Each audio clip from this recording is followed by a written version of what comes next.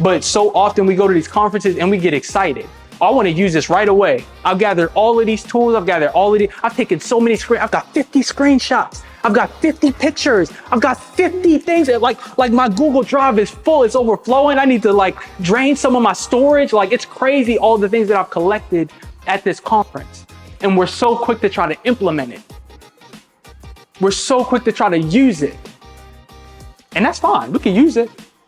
But just be reflective about the climate and the content that we're also bringing in along with the pedagogical practices.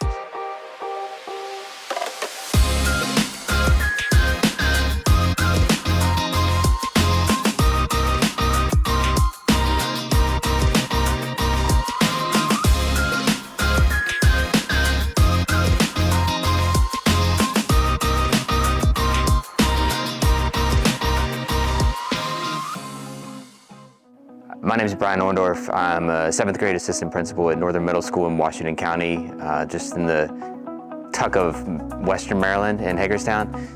One thing that really kind of resonated with me today was the Venn diagram that Jordan shared, and the climate, the culture, and the pedagogy. And then in the center of that Venn diagram was what he had, and really made me think about, what am I doing? How am I building my relationships with my student, and how am I allowing them to really think about the things that are happening, think about what's going on within the school, and allowing them to have time to speak and allowing them to share their own relationships.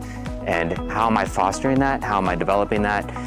There's just some things that Jordan really made me think about, and just what does that relationship look like? And how am I putting aside my differences and listening to them and the hustle and bustle of my job and giving them the time and space within my school?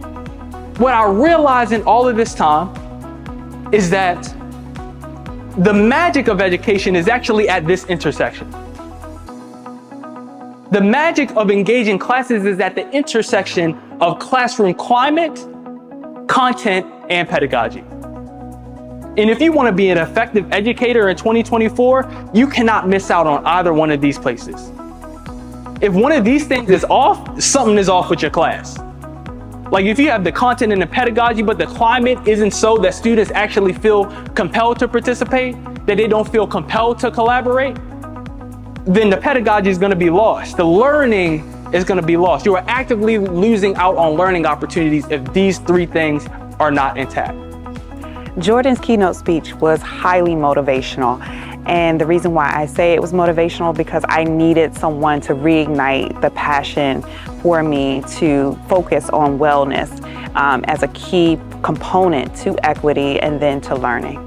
Yeah, I think one of the things that inspired me today, I've seen a lot of keynotes at educational conferences, and this one was really inspiring because JD, being a younger person in his generation, really shared some thoughts that kind of came through and resonated in a different way than a typical keynote speaker that has years and decades of experience.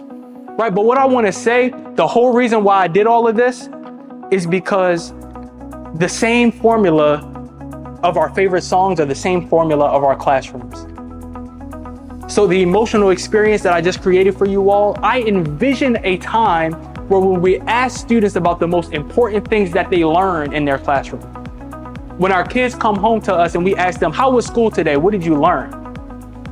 They have that emotional experience. When students look back over their lives and they said, what were the classes that transformed you?